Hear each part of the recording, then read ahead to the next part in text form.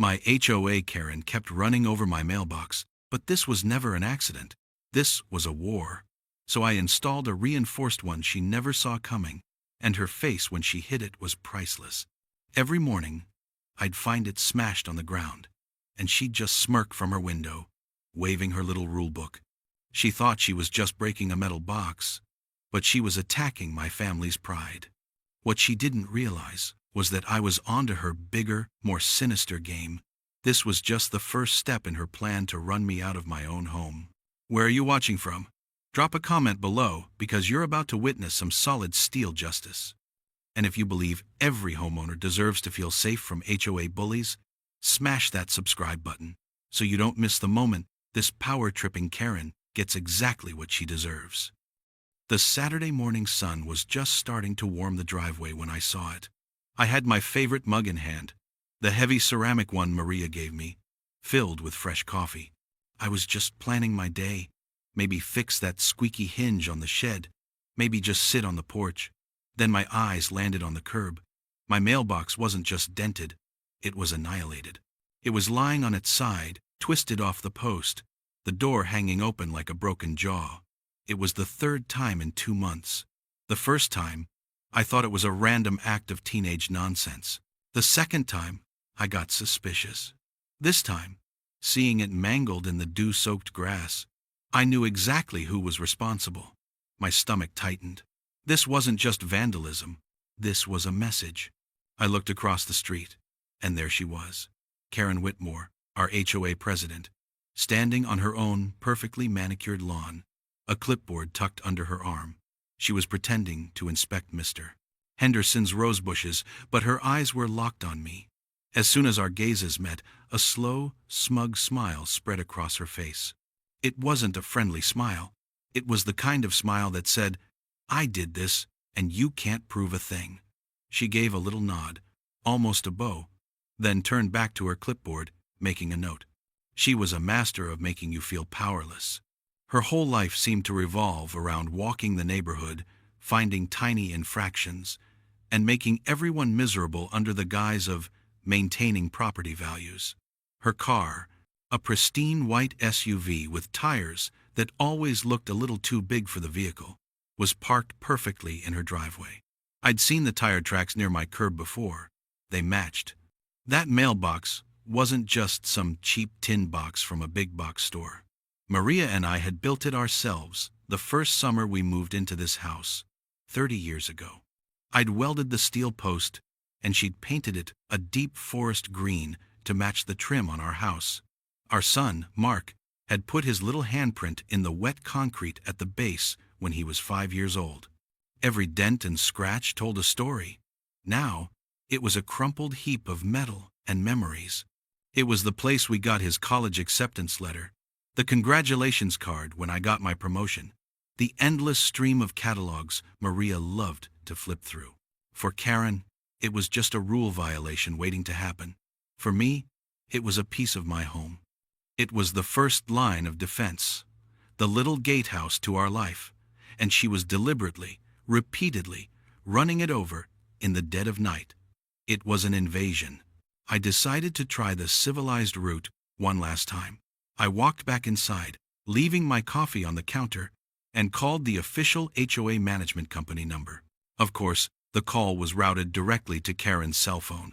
She picked up on the first ring, her voice dripping with fake politeness. "Good morning, Mr. Thompson. To what do I owe the pleasure?"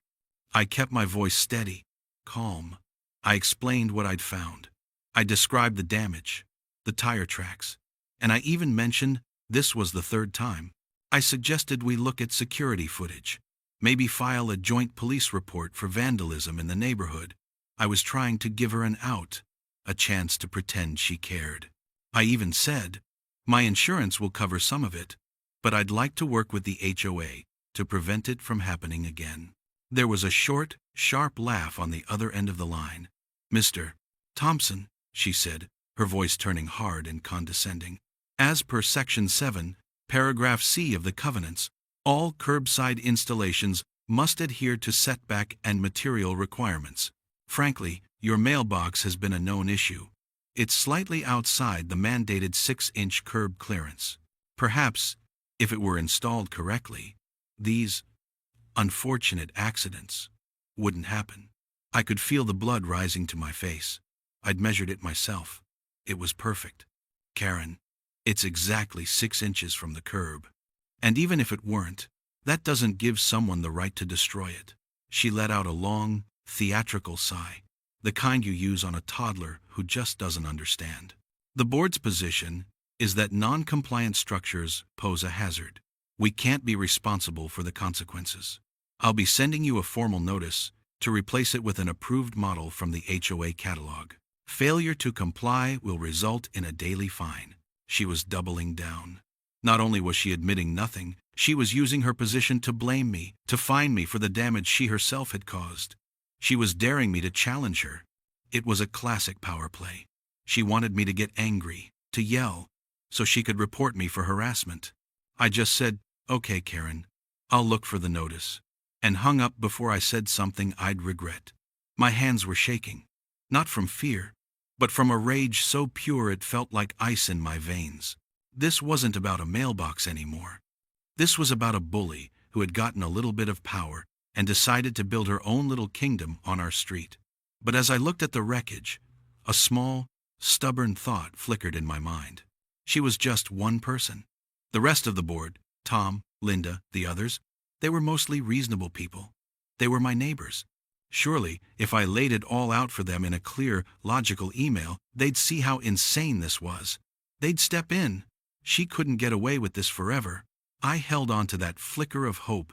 It was a mistake, of course, but at that moment, it was the only thing stopping me from doing something much, much more direct. My brief flicker of hope in the HOA board was extinguished within 48 hours. On Monday afternoon, a crisp white envelope was sticking out of the temporary, cheap mailbox I'd put up. It wasn't mail. It was a formal violation notice. My name and address were printed in a sharp, unforgiving font. Inside, a letter signed by Karen Whitmore, President, informed me I was being fined $50 for a non-compliant curbside receptacle and another $100 for failure to maintain property in accordance with aesthetic guidelines, referring to the mangled remains of my old mailbox that I hadn't even had time to haul away yet. The letter ended with a chillingly polite sentence.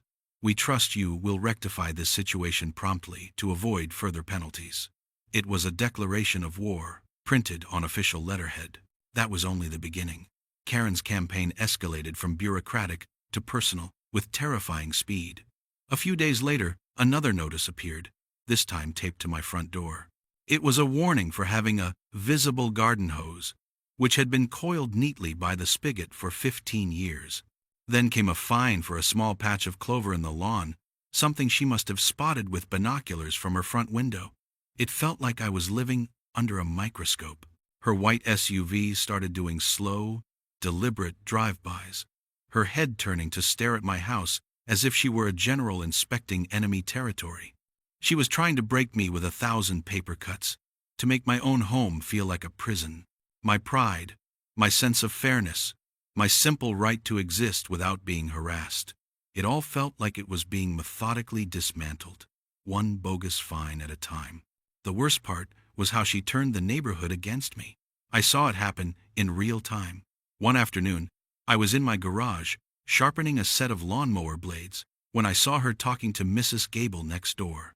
Mrs. Gable is a sweet woman in her 80s who has lived on this street longer than anyone. Maria and I help her with her groceries and shovel her walk in the winter. Karen stood on her lawn, clipboard in hand, pointing toward my house and talking in that low, urgent tone people use when they're spreading gossip. Mrs. Gable just nodded, looking down at her feet. The next morning, when I waved to her as she got her newspaper, she gave me a weak, nervous little smile and hurried back inside without a word. It was like a poison spreading through the community. People I'd known for decades, people I'd shared beers with at block parties, started avoiding my eyes. When I'd walk my dog, conversations would stop. Neighbors would suddenly find something fascinating about their shoes until I passed. Karen wasn't just attacking me.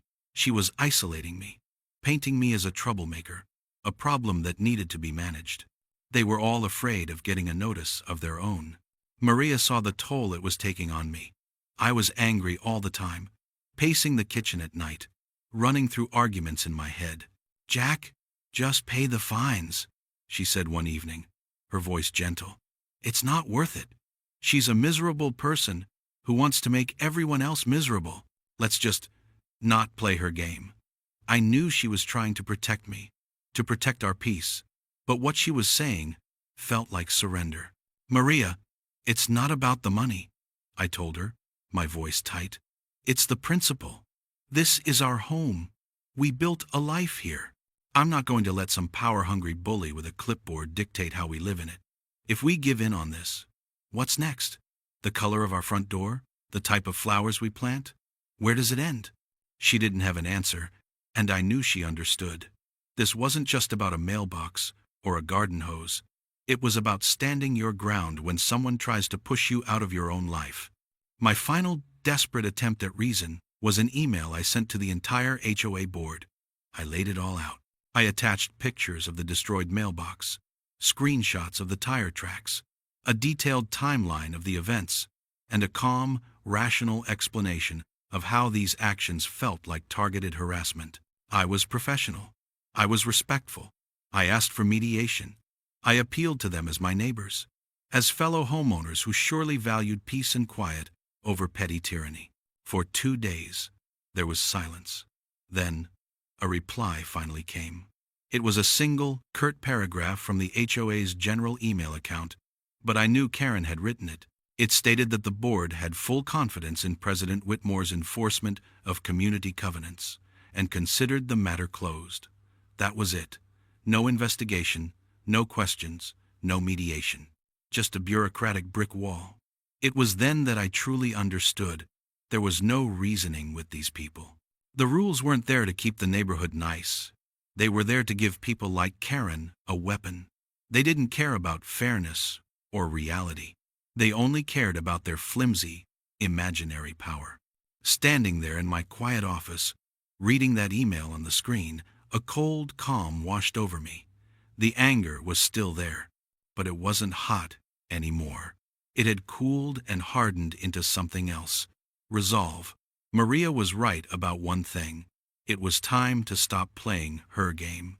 It was time to start playing mine. And my game had very different rules.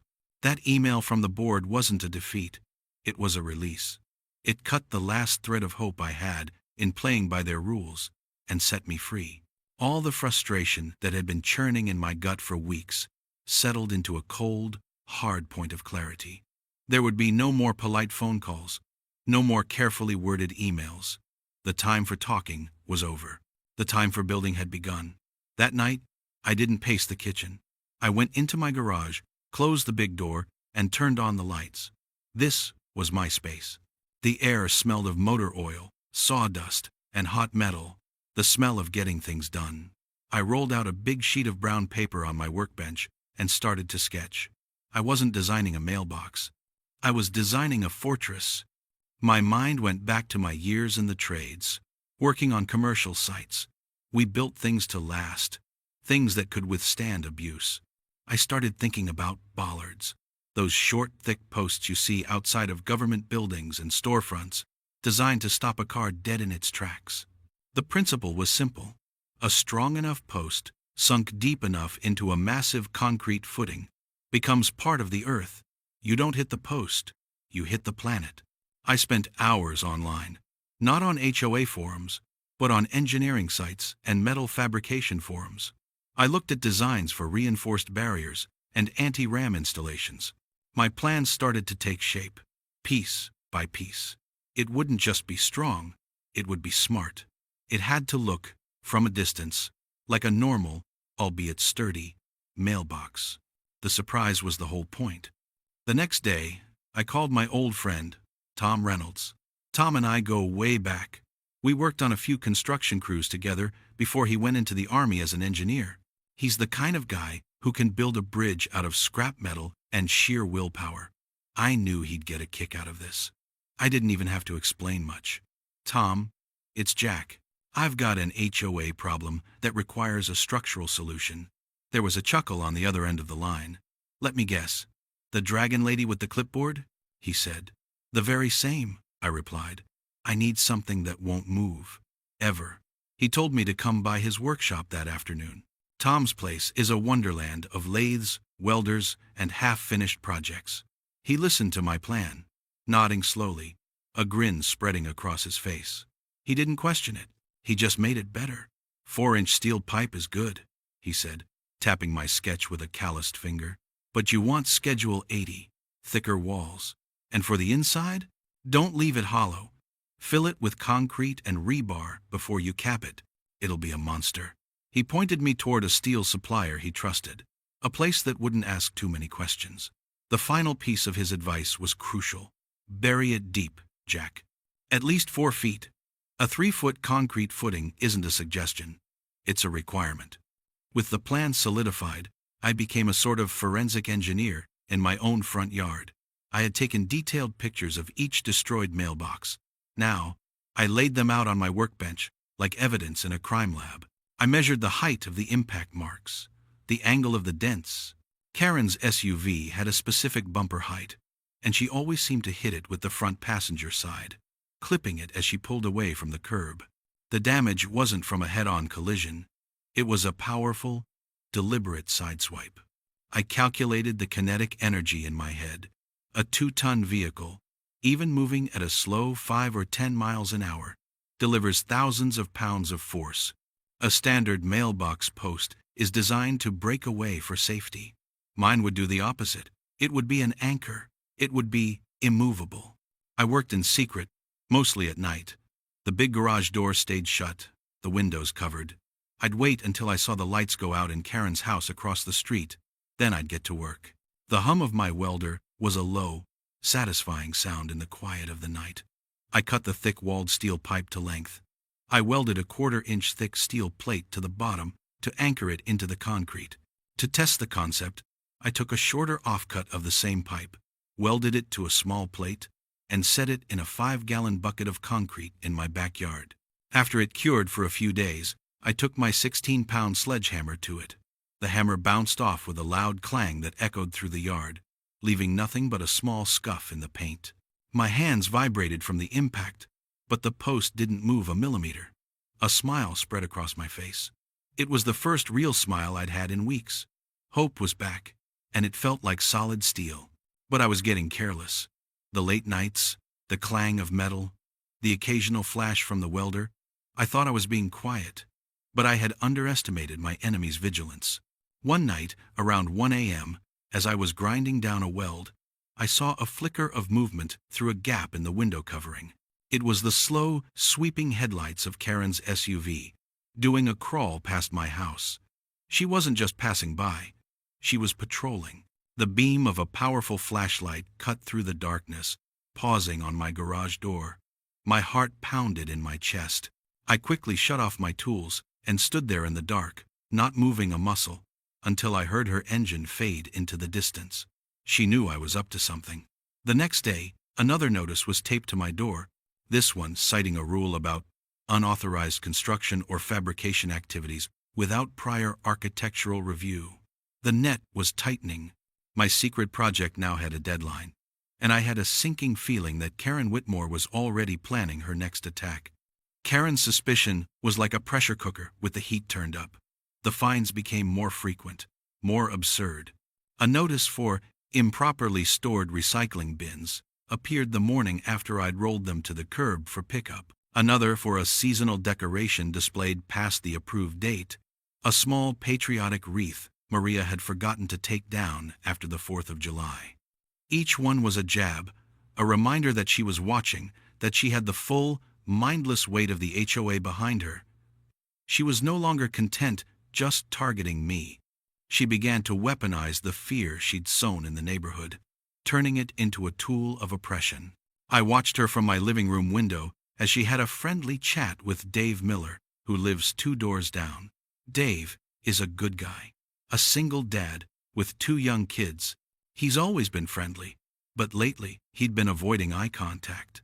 Karen was standing on his lawn, clipboard in hand, pointing at the small playset in his backyard. I couldn't hear what she was saying, but I could see the color drain from Dave's face. He just kept nodding, his shoulders slumping. Later that day, Dave came over, looking apologetic. "Jack, I can't get involved," he stammered, his eyes fixed on his feet. "She was here for an hour, telling me my kid's swing set isn't on the approved vendor list. She said she could have it removed at my expense. She mentioned you. Said that homeowners who cause trouble often find the HOA has to scrutinize their properties more closely." It was a threat, plain and simple. She was holding his kid's happiness hostage to ensure his silence. I told him I understood that he had to do what was best for his family. But as he walked away, a wave of despair washed over me. I was completely on my own. That evening at dinner, the strain was visible on Maria's face. The constant stream of fines, the cold shoulders from neighbors, the late nights I was spending in the garage. It was all taking its toll. "Jack, is this really worth it?" she asked, pushing a piece of chicken around her plate. Her voice was quiet, weary. "Maybe we should just buy one of her stupid, approved mailboxes. We can pay the fines. We can paint the fence. We can just make it all go away. I hate this feeling. I feel like we're prisoners in our own home." I looked at my wife, the strongest person I know, and saw the exhaustion in her eyes. And for a moment, I felt myself waver. Was she right? Was I just being stubborn, sacrificing our peace for a battle of wills? The image of Karen's smirking face flashed in my mind, and the resolve hardened in my chest again. "If we give in now, Maria, she'll never stop," I said. "This isn't just about us anymore. It's about Dave's kids. It's about Mrs. Gable being afraid to say hello. Bullies don't stop when you give them what they want. They just take more." She didn't argue. She just nodded slowly, reaching across the table to take my hand. But the doubt hung in the air between us. It felt like Karen was winning. She was an expert at psychological warfare, using bureaucratic red tape as her weapon of choice. She filed a formal complaint with the city, falsely reporting that I was running an unpermitted commercial welding business out of my garage, which triggered a visit from a zoning officer. I had to walk him through my personal projects, explaining that I was a hobbyist, wasting half of a precious Tuesday. He was understanding, but it was another cut, another drain on my time and energy. It seemed like for every step forward I took in the garage, she pushed me 2 steps back with her paper-based assaults. The fortress for my mailbox was nearly complete, painted and ready for installation, but what good was it if I was being fined and harassed into submission before I could even get it in the ground? For the first time, I felt a genuine sense of hopelessness. She was just a woman with a clipboard and too much time on her hands, but she was grinding me down with the sheer, relentless force of her pettiness. Just when I thought the isolation was complete, a small act of solidarity came from an unexpected place. I was out in the yard, digging the deep, 4-foot hole for the new mailbox post, under the cover of twilight, when a familiar truck pulled up. It was Tom. He got out, holding 2 coffees and a bag of donuts. He didn't say much. He just looked at the hole, then at me. "Looks like you could use an extra shovel," he said with a wry smile. He didn't care about Karen's threats. He wasn't afraid. For the next hour, we worked in relative silence. The only sounds the rhythmic scrape of our shovels against the earth and the occasional shared grunt of effort. His presence was more than just a helping hand. It was a lifeline. It was a quiet rebellion, a statement that Karen's campaign of fear had not completely broken the spirit of the neighborhood. While I had been focusing on building a physical defense, Tom reminded me that true strength comes from not having to stand alone. He was my first ally, and his simple act of showing up reignited the fire in my belly. Karen thought she had me cornered, that she had me beat. She had no idea that we were just getting started. The hole was dug, and the trap was ready to be set. The night of the installation was cool and starless. Tom came over just after 11, his truck coasting to a quiet stop at the curb. We didn't need many words. We were 2 guys with a mission. Working under the dim glow of a single shielded work light, we mixed 80-pound bags of concrete in a wheelbarrow, the rhythmic scrape of the shovel the only sound breaking the silence. This wasn't just concrete. It was an anchor. It was 30 years of frustration. A foundation of pure defiance. With a shared grunt, we lifted the steel beast I'd built, the Schedule 80 pipe, filled with its own core of rebar and concrete, and slid it into the 4-foot hole. We used a level to make sure it was perfectly plumb, then poured the footing, shovelful by shovelful, until the hole was filled. The steel post now rose from the ground as if it had grown there, a part of the earth itself. On top, I carefully bolted the new mailbox, a heavy-gauge steel box, painted the same forest green as our house trim. It looked respectable, solid, deceptively simple. By 2 a.m., we were done. We'd packed away the tools, swept the driveway clean, and covered the fresh concrete with a damp cloth to help it cure. "She's not gonna know what hit her," Tom whispered, a wide grin on his face as he drove away. I stood on my lawn for a long time, just looking at it. It was more than a mailbox. It was a statement. The next few days were a quiet, nerve-wracking waiting game. Every time I heard a car slow down, my head would snap up. Maria was on edge, peeking through the blinds every few minutes. "What if she just calls the city and has them tear it out?" she asked. "Let her try," I said, trying to sound more confident than I felt. "She has to prove it violates a code first, and it doesn't." Karen's white SUV did its slow patrols, morning and night. I could feel her eyes on the new mailbox. She'd slow down, almost to a stop, studying it. She knew it was different. It was thicker, more substantial. But she couldn't see the 4 feet of steel and 300 pounds of concrete buried beneath it. Her arrogance wouldn't let her imagine what I'd done. She just saw a bigger target. The moment came on a Thursday afternoon, just before dusk. I was in the kitchen, making a pot of coffee, when I saw her SUV pull out of her driveway. But instead of turning down the street, she drove straight across, her headlights off. This was it.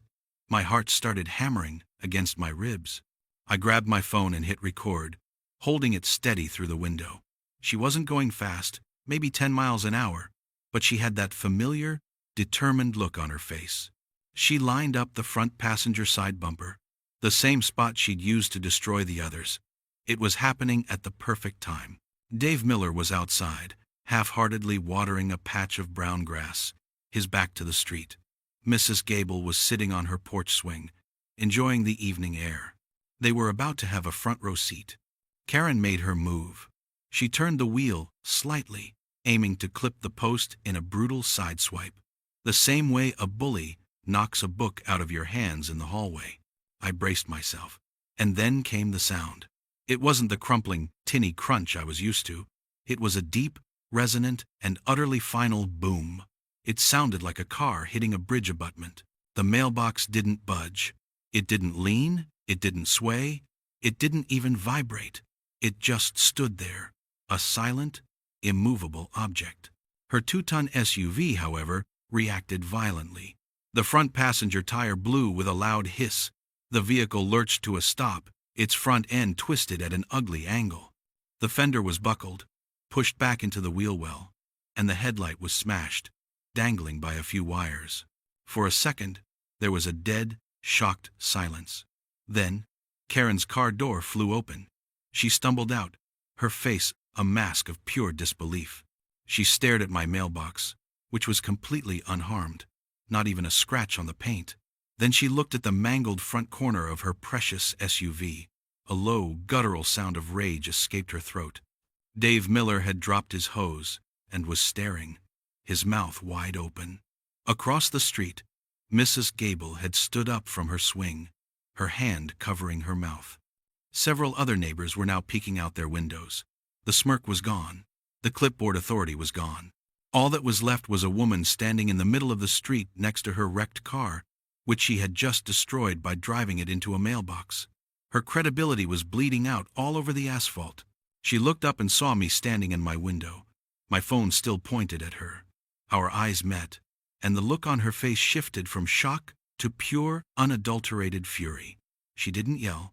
She didn't scream. She just pointed a trembling finger at me, then at the mailbox, then back at me. She got back in her crippled car, the engine groaning as she forced it to limp back into her driveway, leaving a trail of fluid and a long black scrape on the road. I knew, with absolute certainty, this fight wasn't over. I had won the physical battle, but she was already planning her next move. The war was about to move indoors, and she was going to use every rule, every bylaw, and every bit of her manipulative power to make me pay. The next HOA meeting was in 2 weeks. It was going to be a showdown. The 2 weeks leading up to the HOA meeting were a masterclass in Karen's brand of bureaucratic warfare. My mailbox, the silent victor of our last battle, became the subject of a barrage of official-looking letters. One cited it as an unapproved structural modification. Another claimed it was a hazardous installation due to its impenetrable nature, which was my personal favorite. She was trying to build a paper trail to frame me as a reckless rogue who had endangered the community. The irony was so thick you could cut it with a knife. Her damaged SUV was gone, replaced by a generic rental sedan. But the long, dark scrape on the asphalt in front of my house remained, a silent testament to the truth. Whispers followed me down the street, but something had changed. The fear in my neighbor's eyes was being replaced by a flicker of curiosity, of defiance. The spectacle of Karen wrecking her own car had cracked the foundation of her authority. The night of the meeting, the community clubhouse was packed. It was usually just the board and a handful of the same complainers. But tonight, nearly every household was represented. People were standing along the back wall. Dave Miller was there. Mrs. Gable was there, sitting in the front row. Tom had a seat in the back, leaning against the wall, his arms crossed, a silent pillar of support. Maria sat beside me, her hand resting on a thick file folder in her lap. My own folder felt heavy with the weight of facts. The air was thick with tension. At the front of the room, Karen sat at the head of the table, flanked by her nervous-looking vice president, Linda Harper. She banged her gavel, her movements sharp and overly aggressive. "This meeting of the Oak Ridge Homeowners Association is now in session," she announced, her voice strained. She breezed through the old business, her eyes scanning the room, daring anyone to challenge her. Then she arrived at the main event. "New business, item 1, she said, her gaze locking onto me. "The unapproved and hazardous installation at 212 Oak Street." She launched into a prepared speech, her voice dripping with false concern. She talked about public safety, potential liability, and the clear violation of established architectural guidelines. She painted me as an outlaw, a man who had taken matters into his own hands, endangering children and property with a dangerous roadside object. She proposed an emergency motion to have my mailbox professionally removed at my expense and to levy the maximum possible fine for noncompliance.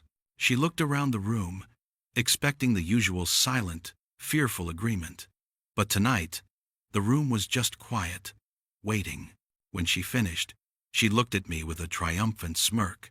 "Mr. Thompson, does the homeowner in question have anything to say before the board votes?" This was the moment I had been preparing for. I stood up slowly, the folder in my hand. "I do, Madam President," I said, my voice calm and steady. The whole room was focused on me. "You're right about one thing. There is a safety issue on our street, but it's not my mailbox." I opened my folder. For the past 3 months, my property was deliberately and repeatedly vandalized. I walked to the front of the room and placed a series of large, clear photographs on an easel for everyone to see. The first 3 destroyed mailboxes. This wasn't teenagers. This was targeted. I then held up the stack of violation notices Karen had sent me. While my property was being destroyed, this is what our HOA president was focused on. I read them out loud, one by one. Fine, $75 for a visible garden hose. Fine, $50 for a patch of clover. Fine, $100 for a patriotic wreath left up 3 days past the approved date. A low murmur rippled through the crowd. Neighbors were looking at each other, nodding. They'd all received notices just as ridiculous. Karen's face began to tighten. "Mr. Thompson, that's entirely irrelevant to the matter at hand," she snapped. "Oh, I think it's very relevant," I said, turning to face my neighbors. "It shows a pattern of harassment, a pattern of a president who uses fines and threats to intimidate residents. Some of you, I said, my eyes finding Dave Miller's, were even warned not to associate with me, threatened with your own violations if you did. Dave looked down, but not before a dozen other people saw the truth in his expression. The murmur in the room grew louder. Karen banged her gavel. This is out of order. We are voting on the motion. Just one more thing before you vote, I said, pulling out my phone.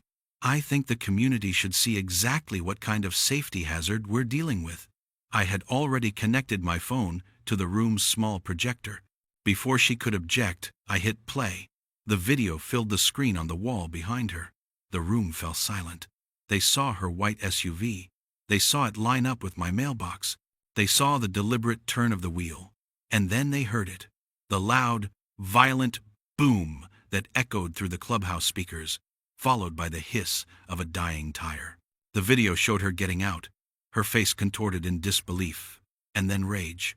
It showed the wrecked SUV and the perfectly untouched mailbox.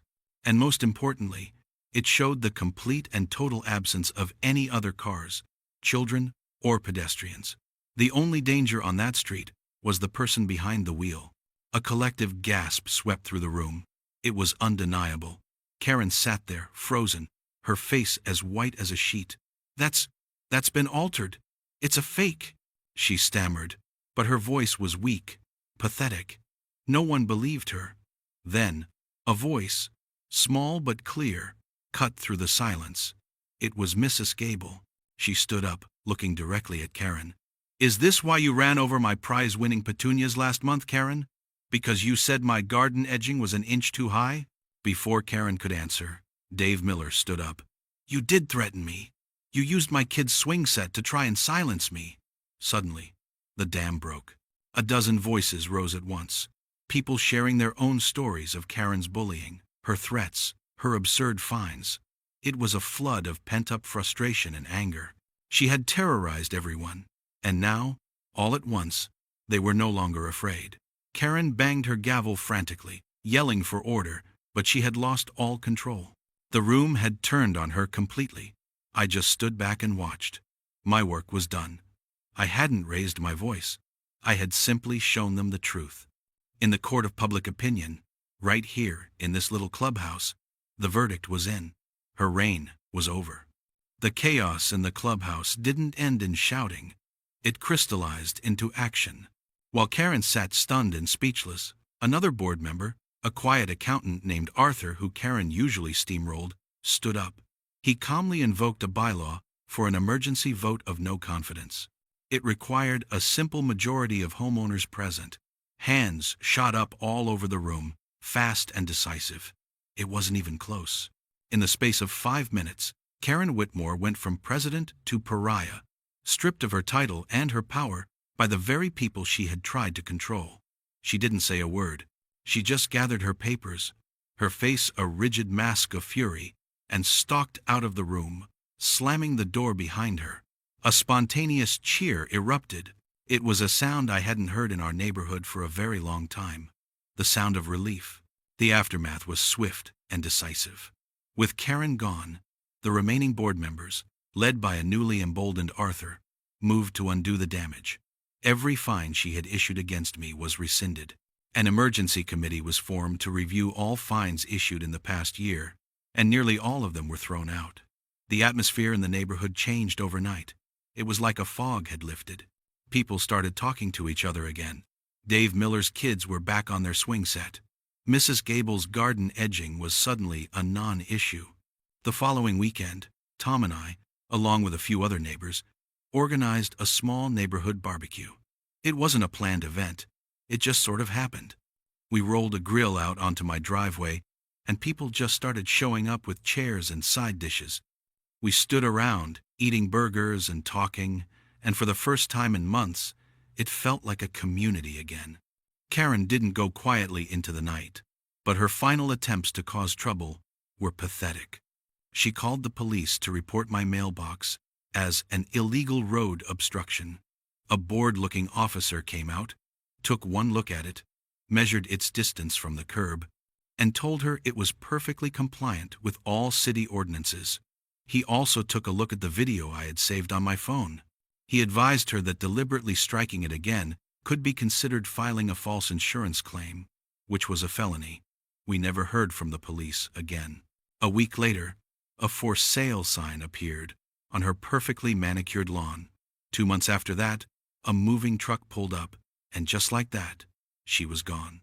No one waved goodbye. With the threat gone, my mailbox settled into its role as a quiet, sturdy landmark. It became a bit of a local legend. Neighbors would walk by and give it a friendly pat, a silent thank you. One day, I came out to find that someone had planted a small, cheerful-looking flower at its base. Maria and I decided it needed a name. We didn't name it after a battle or a victory. We named it the Sentinel, because that's what it had become, a guardian of our peace, a symbol of standing your ground. It was more than just steel and concrete. It was a monument to the simple idea that your home is your own, and you have the right to defend it from petty tyrants. The righteous anger I'd felt had cooled, leaving behind a calm, quiet pride. I had faced a bully, not with fists or fury, but with patience, skill, and a little bit of cleverly engineered steel. The solidarity of the neighborhood had been broken by fear, but it was forged anew in the fight for fairness. And standing there on my driveway, coffee in hand, looking at that simple, solid, forest green mailbox, I knew that our little corner of the world was finally, truly, safe again. Justice had been restored, one immovable object at a time.